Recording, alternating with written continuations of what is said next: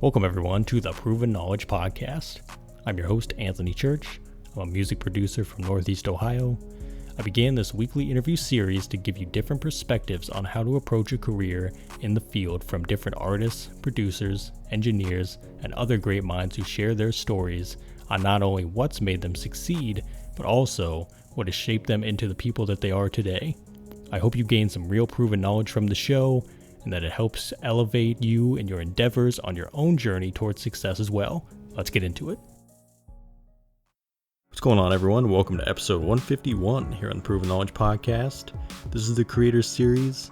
Today we had another part 2 episode with producer and artist vØHn. He was actually on episode 31 way back at the end of 2020. On that episode, at that time, it was post-pandemic, and we were talking about, how he had just moved from LA back to Dallas, where he's from, and began his journey as an artist. So this was kind of the update episode from that. And a lot of this episode, was very intriguing to me. vØHn just talking about what he's been through the last couple years and really just refinding himself as a person. Primarily, stepping away from music for a little bit, trying out acting, trying out things like that, and kind of kicking himself out of a comfort zone to refuel his creative spirit, and then ended up coming back into music, most recently on his project called Phases 2 that just dropped in December.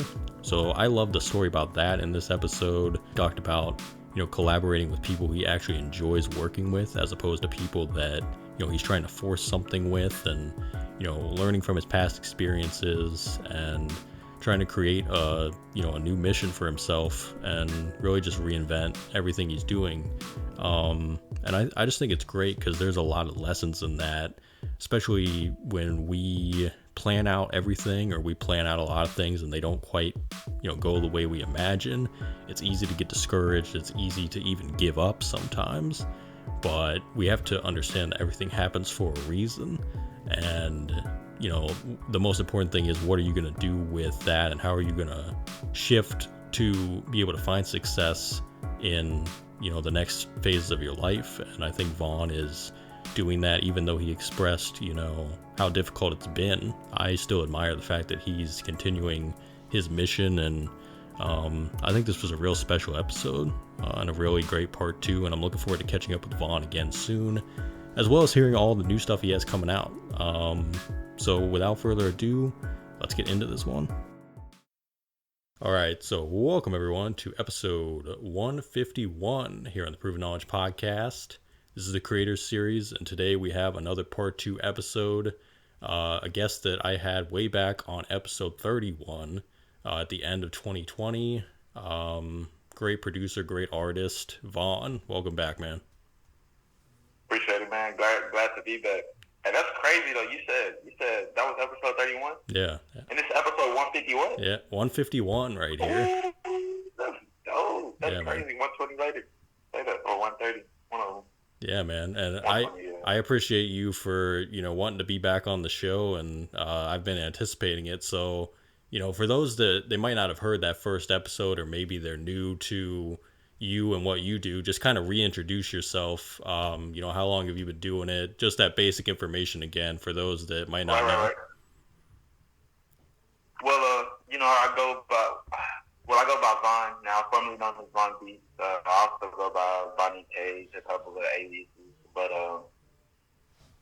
really, I'm a producing artist first off. I've been producing since I was 9 years old, but I didn't get into artistry until about 15 years old, maybe 16. Not really. I think my first serious song was 18 years old, towards the end of high school. But my father's S1, so me getting into it early wasn't just me playing around. It was kind of like me seeing my career path real. And I kind of had early on, I already knew what I wanted to do. It's like, okay, yeah, I'm gonna be in music. But I feel like these past few years since the last interview has just kind of been me figuring out what my place is in music. And it's like, okay, I know all these things I want to do, but it doesn't necessarily fit in the industry that that I have the goals to get into, Mm-hmm. It's like, I think when we talked, I was fresh off California, So up until that point, I forgot I was given a basic, Yeah. a basic little foundation. But yeah, I go vØHn. I go by vØHn. For those that don't know me, vØHn. Yeah, that's really it. Yeah. And I was going to say, because I do remember that was kind of the beginning of your journey as an artist around that time. You had just started putting out some music and everything. And what do you think has changed the most over those last couple years in your life and in, like, music? Because you said you're trying to figure out, like, your place at this point. So what's been the biggest change? Man, everything.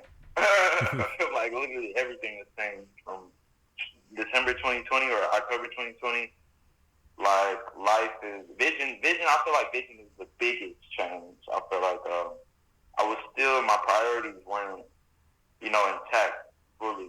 I had an idea of things I wanted to do and things I wanted to accomplish, and just a lot of ideas, but good ideas, but a lot of just ideas, and I didn't know how to necessarily act upon them, especially with my priorities being where they were. Like, always trying to be I still had the idea that I was going to be, like a big artist, so I wanted to be seen. I had to get a certain amount of attention. I had to, like, be on, certain people's radar. I'm still kind of having this chasing energy. I'm kind of like running through the motions that I've been running through since I, left from Cali, or since I moved to Cali. And it kind of led me to losing that sense of my identity. I feel like just the essence of who I am and what makes me different. Because just even, I kind of told you, being in Cali, I felt like I was so different. It was almost rejecting. In a lot of situations, I didn't really feel accepted, because it was just like, oh yeah, this is dope. But I didn't. My goal was to make songs and like get songs released with people. Like, I feel like I'm this good of a producer. Like, people should be able to, but the industry it just wasn't going that way. But it makes so much sense now that I'm in the space that I'm in. Mm-hmm. It's just like, nah, that just wasn't for me. I had a lot more to learn. I had a lot more. I feel like, because I truly believe I believe it when they say God doesn't put you in a position that you're not ready for. Like, He won't put you in any situation where you're not ready for, because I wasn't ready for any of the success that I had the opportunity to gain. Like, even being at the Dreamville sessions, I feel like there's been years where I looked at all these opportunities as moments where I folded, Mm-hmm. Like Dreamville sessions, being with J. Cole, like having multiple songs with him, like all these different people, being in with Anderson, being in, almost having 2 songs on Rhapsody's first 2 projects, but they get pulled right before the album drops. It's like, it's just been these consistent, almost, it's like close calls, but it's like, oh, my heart really wasn't in the right place the whole time. It's like, I've always seen it as me too, but that I had to realize that there's a thin line between insecurity and just looking at yourself, just mirror reflection, because it's like we can easily condemn ourselves through insecurity, because it's like, dang, I didn't hit my goal, I didn't hit my target, damn, like, I'm not enough, I gotta, and it just turns into this growth. It's like, this motivation to want to grow, but it has a negative foundation in it. Mm-hmm. And it kind of taints me, and that's where the priorities just kind of drift. It's like, because I have no like tunnel vision, it's like no focal point of like, all right, like now I'm just kind of in a space where it's like, all right, God, wherever you need me to be, like, Mm-hmm. It makes so much sense, because now I don't feel like my time is like so little. I don't feel like, I gotta do this, because all my time is scheduled out. Like, it's planned. Like, I know what I'm gonna do, and if it doesn't work that way, it doesn't go out that way. Mm-hmm. It's just like, okay, boom, this is what my day is turned into. Let's just follow. Let's follow accordingly. Yeah. In the best way that I know how. Yeah, man. I feel all that, especially the parts about just like having a plan, and it's crazy because I feel like even when we have plans for ourselves, they always, even if they go like similar to how we think they're gonna go, they never go exactly how we think they're gonna go. So it's like it's almost like you just have to like just do your best every day and just be like okay with doing your best, and things like you said, they play out how they're gonna play out too. And that's like no matter, that's just anything in life, I think. But as a creative, like you said, you can get, it can steer you in the wrong direction because you want things to be pretty damn near perfect a lot of the times. I've been learning that too, and just like the older I get is like you want to just have everything mapped out and like ready to go, but it's just hard because you know it's not gonna go exactly the way, like it's not a straight line, you know what I mean? Like life is just not a straight line, and just figuring out like I think just the healthy way of dealing with it too, because there is a lot of, and we see people all the time that handle it in unhealthy ways. You know what I mean? Like substance abuse, all kinds of different things, as far as like they aren't willing to be able to handle it in the right way, or the way that, you know what I mean? That seems like a lot of the world right now. Like that seems like the world's cry for help right now. Like just even between social media and everything, it feels like everybody's having similar struggles just with breaking that cycle of what their diet is, what they're feeding themselves with right now. Because you know, after 2020, like, you know, everybody started caging themselves almost. It allowed 2020 just really put people in a box of really wanting to be like each other, or like having a connection through the social space, social media space, not even just social. And I don't know, it's been keeping people locked in on that type of status. And I don't know, like you said, like running the substance abuse and all these other things, just because it's cool, you get points for that. You know, you get points for that now, rather than using it as the tool, or a tool that it can be, or, you know, just like really giving back to yourself. It's kind of not a theme right now. It's not a popular thing to do, and I feel like social media has a very strong role in that. Just like people's mentality of not wanting to better themselves for real, because their standard is not their standard, you know? Yeah. It's like, even me, like I found myself forgetting my foundation and just how I was raised. You know, I have two beautiful, great parents that have taught me everything I need to know, but somehow I found myself asking questions about those very things, you know? It's like, I don't know, I don't get, you know, I don't get a certain situation, but that's because I've been in this routine so long. It's like those memories start to fade eventually, and you're almost, of course, I almost went two different directions right there. But because it's two different, it can go two different directions. But like, I feel like I lost it, man. I hit that crossroad and I didn't pick. I mean, it's all good, man. I honestly think we could go for a long time on this topic, because it's really just like, it's living life, you know what I mean, and just living as you go. I think what I do know though is that I think I said this on the first episode with you, is that I admire that you are self-aware of that, and that you actually are choosing to do better. Because again, a lot of people, they don't even choose to do better, or they just don't know. You know what I mean? It's like, to be self-aware is like, it's a really good thing, and it's also really like difficult too. And it's a gift. Yeah. It is a gift, and it's super difficult. Exactly. Hey, hope you're enjoying the episode so far. I just wanted to take a quick minute out to let you know how you can become a monthly supporter of the show.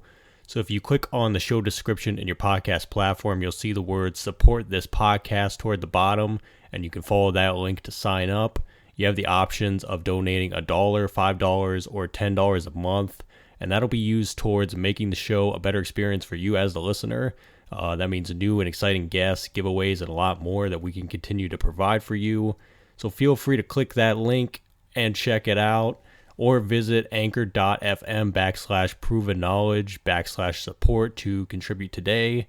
And for now, let's get back into the episode. So I just got to say that, man, like, I admire you for still like doing that and finding yourself as a human being, you know what I mean? And continuing that on that path. even through the ups and downs, because it really is like we just got to remind ourselves like we all deal with the ups and downs in our own way, and just finding those good ways to deal with it. So as far as like the music goes and how that's been going recently, because I know you dropped Phases 2 in December. So like the stories behind that, what kind of went into that, and what has kind of been keeping you inspired lately to continue writing, continue recording, all that stuff, through all this. Man, all right. So yeah, Phases 2. I'm actually really proud of that project. I feel like that's like my first wholeheartedly successful project through my eyes. Just releasing it, I feel like I was excited through the whole process. And when I got it off, it was just like, it was a big weight off my shoulders. And the process of that, like, I feel like those songs are from a month to 2 years old in the process. So it was just like it was just a lot of different experiences. And I feel like the overall theme of the project was just, because it's called Phases 2, the Idols. Excuse me. Idols spelled, and I kind of wanted to do a play on words. It was like IDLES, but when you hear idols, obviously you think of like American Idol or like idolizing someone. And I feel like, to play off of what we were just saying about social media, like the whole idolizing aspect has kept us idle. Mm. And, we can't really grow where we're trying to grow because we're so focused on a path that's not ours. Like imagine driving in a lane and then you're looking at another car the whole time. It's like, can you really you can't see where you're going. It's a distraction. Yeah, it's a distraction. Mm-hmm. It's like, so yeah, in that sense, the idol is kind of about my distractions in the past and like the things that I've allowed to keep me in the same place and keep me from growing in the ways that I really need to. And yeah, man, it's just kind of like I've just been trying to figure out a way to get off my testimony, because what I realized through my artist path, I feel like these past 2 years has just been me. I said past, I meant past, but it's been me trying to really figure out what being an artist to me means, because I don't want to just be an artist. Mm-hmm. I realized that like in the early stages of just even being in Cali and asking, because I would ask a lot of people, these past years, I kind of like simplified my life and just kind of stepped down off a pedestal of, being the son of S1, like I've had a lot of resources in my past, and I kind of stepped away from them. I don't know why. I just did. I kind of wanted to feel normal and just relate more to what was going on. I felt like I hit a point where I just couldn't relate, and I was just too into my own story. And I wanted to find a common ground with the people I'm trying to talk to. Mm-hmm. And within that, I kind of lost myself. I got lost in what was the common ground and what was my foundation. Mm-hmm. So yeah, it just brought me to the last quarter of last year. I was kind of tired of this cycle. I was tired of it, and I was like looking around, and I'm like, how did I get here? Like, how did I get here? And I just started thinking about who I am and all the things that I really want to accomplish and all the goals that I set in 2018, 2019, 2020. And it's just like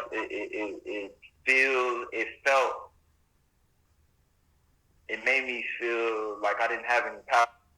My decisions weren't leading to where I wanted them to. So it was like, man, I literally been surrendering my power in decision making. So it's like, boom, I found myself in this spot where it's like I don't really know what to do. I don't know what to do. So an opportunity came where I acted in this play. I acted in a friend of mine. She did a pop-up play, she called pop-up plays.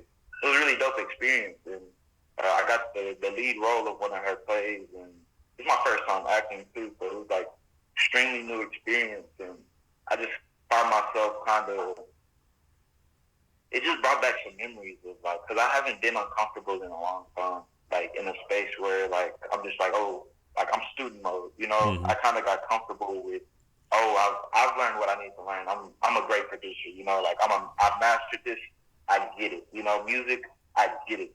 So I kind of ran with that and stopped being a student. But this forced me to be a student again. And it was like, man, it was so eye opening and refreshing. Like this is refreshing space. And I felt life, more life as I went through the process of just being around more new people. Just like, you know, just experiencing the world again. That's what it felt like. I was experiencing the world and like just like, okay, like this isn't so bad. Like I felt like I was scaring myself into a hole and like just surrounding myself with fears that didn't really need to exist. So like doing that experience was like, okay, like I'm finna drop all this music. I've been kept still. Like I feel like I'm idle. I just want to release it. That's why I kind of like had no rollout plan or nothing. Like I'm still like releasing as we speak. I want to just make sure I tell the story properly and like, cause I have a bad habit of finishing the music and not releasing it. Yeah, you know, just like having all these ideas of how I want to release it, these commercials doing X, Y, Z, and it's just, you know, that's not how it's supposed to go. So I didn't want to stop myself this time. You know, I'm like, nah, I'm gonna put out the music now. So I don't like, now it's out. Now I have to work with it. You know? Yeah. I honestly. So yeah, I feel like man, the Idols has really changed my life because music has always been an extension of me, and just me releasing that is kind of like, oh, like I did it. You know, I did it. So I can live that now. You know, I don't have to live stuff that's not in the vault anymore. You know, these songs aren't in the vault, so they don't have to be a part of me. I have to keep telling this story, singing this song. They always say that the comfort zone is kind of the enemy of creativity. You know what I mean? As far as like, 100%. It just kind of gets boring and you're like, okay, I'm doing this thing over and over again, but I need like the challenge. I need that new experience. So the fact that you took that experience and kind of like had it fuel the music again, you know what I mean? And kind of fuel that passion once more. That's great to hear, man. And that's very exciting stuff as well.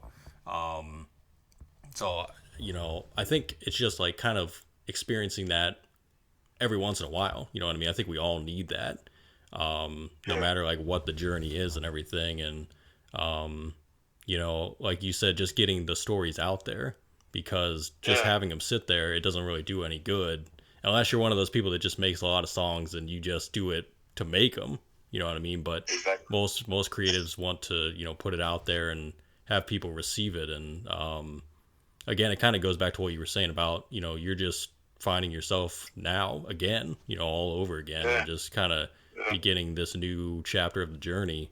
So it's awesome, man. And do you envision yourself then, like this year, putting out more singles and more releases in general, just because of where you're at, or you just don't? You're gonna see what happens. This year, I think I figured it out. I cracked who I want to be as an artist. So now all it is do it. You know? And now I don't feel like there's anything holding me back from this. I'm not second guessing. Yeah. It's just a matter of, okay, just figuring it out, rather than I don't know. You know, the I don't know is what kills me. But now it's like it's a lot clearer. It's a lot clearer. I don't have to be in all these other different worlds. You know, I'm like just try to do everything. You know, it's like, nah, I found my thing. It's the storytelling. So I'm like, okay, let's tell the story. Like I have a sense of vision. Okay, let's really put some time into music videos, clips, or like let's make it my, I don't know, just showing the art. Because one thing that I realized in my music, throughout the years of me showing people my beats or songs, it feel like a half presentation, you know? It would feel like a half presentation because I write visually anyway. So, like, I'm seeing a whole package that comes with this, but you're just hearing the song, you know? So it's like, after I tell you all the ideas, then you're kind of mind-blowing. oh, that's crazy. And I'm like, so the song doesn't tell the full picture. You know, the song doesn't tell the full picture. So it's kind of pushing into the space of just directing, writing more, just really tapping into the visual side of my talents. So yeah, this year is definitely gonna be a great one, especially for dropping music, just art. Yeah. Well, I'm definitely excited to see it, man.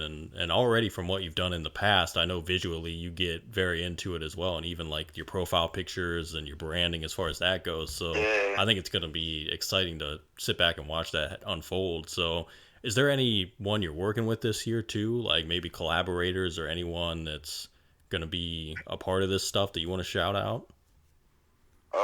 I'm working with friends. I'm working with a lot of the homies. Guru Ma, Dana Harper, Donnie Domino, Sonic Major, Leon Young. It's really just like close group of friends that we just kind of like, my little bro Mecca,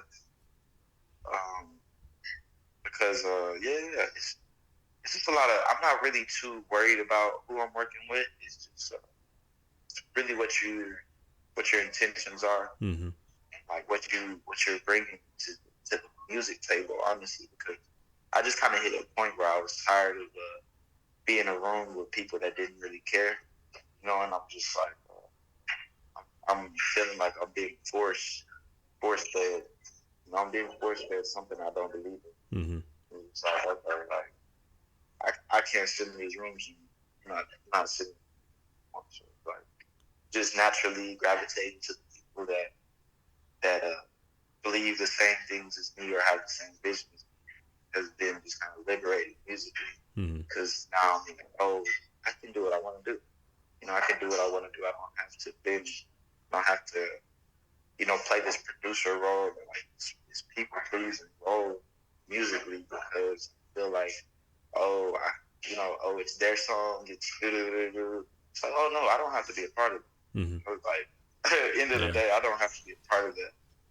So, just the homies in particular that I'm excited to do music with because it's not just comfortable, but it's fun. It's fun to get. I mean, we're all just challenging each other. We're all like, oh, you know, nothing is said without a rebuttal or something to add. You know, like it's nothing is just dry, just put out there. Always an idea is put out and it evolves through time because of the minds that are being put into it. So, like, yeah, man, my circle is one right now. So That's what I'm excited about. Yeah, man, that's awesome, and it really is so much better when it happens naturally, like when the creative relationships happen naturally. Because, like you said, when you try to force something or you just try to force chemistry, it never pans out the way it's supposed to. Never works. Yeah, and the end result is always just like probably not either person's best effort. You know what I mean? So you're left with something that you're like, I don't even want to present this to the world because it doesn't feel like genuine, like us, like both of us probably. Yeah. So, I think that's great, and really just I think that's like the essence of being an artist too, is like you want to have that creative freedom, you want to be able to work with who you want to work with, and just going through all that. So that's great to hear, man, and I'm happy that you have that situation, and hopefully that can continue to evolve as well, and you guys just continue to make great material. So man, that's awesome. I truly believe it will, man. Like it's kind of rare. It's kind of rare to like just be surrounded by so many talented people in a ways where it's like, oh, we're not heard of, you know, we're not under this scope of like, I don't know, we don't have our own fan base yet like that, you know, like I'm with well accomplished people, but it's still we've experienced so much, we're still under the radar, so it's like it's an intriguing experience, but it's like, I don't know, it's crazy. Crazy. It's like a one in a million type deal. It's like Wu-Tang, but yeah, man. in a whole different like a whole different. Well, I'm definitely I was gonna say I'm definitely excited to see what comes out of it, man. So it's gonna be cool to see. So I don't believe, because I went back on our first episode and I asked you some words of wisdom, but I don't think I asked a couple other questions that I usually ask on every episode. So the first one is, if you could go back 10 years ago and give yourself a piece of advice, or not change anything at all, what do you think you would do?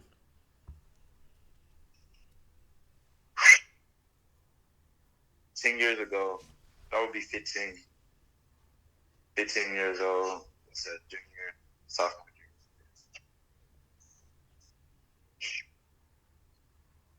year. What I tell myself? I don't know if I would change anything. I want to, but I don't know if, I would probably just tell myself, trust yourself. Trust yourself. Always, just trust yourself. Mm-hmm. And don't let others think you're wrong. Or don't let others make you believe you're wrong, you know? Don't pay attention to others' past, because it's not yours. You are unique. You are unlike anybody else that has ever touched this ground, so nobody can tell you how to move in the path that you're making. It's something that has to be created from the ground up. So it's like, okay. You know, I wish I really understood that sooner. But it happened for a reason, because experience is the best teacher. So I don't regret it, but I would tell myself, see how things play out there. Yeah.